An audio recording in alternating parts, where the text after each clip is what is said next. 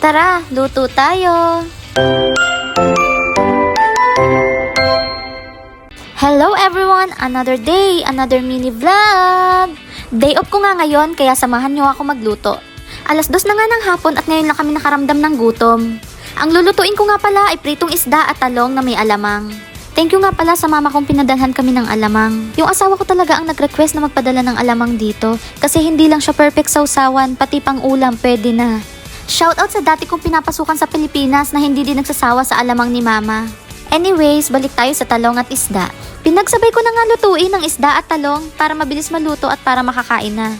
Alam nyo ba mga ate na mura lang ang mga gulay at isda dito? Nag-stay nga pala kami ng asawa ko sa Dubai dati ng 2 weeks at masasabi kong mas prefer namin manirahan dito kasi tahimik at mas mababa ang mga bilihin at tirahan. Kaya kung nagbabala kayo pumunta dito sa bansang UAE at gusto nyo talaga yung makakaipon kayo, dito na kayo sa Ras Al Khaimah. Pero hindi ko sinasabing huwag kayong pumunta sa Dubai ha.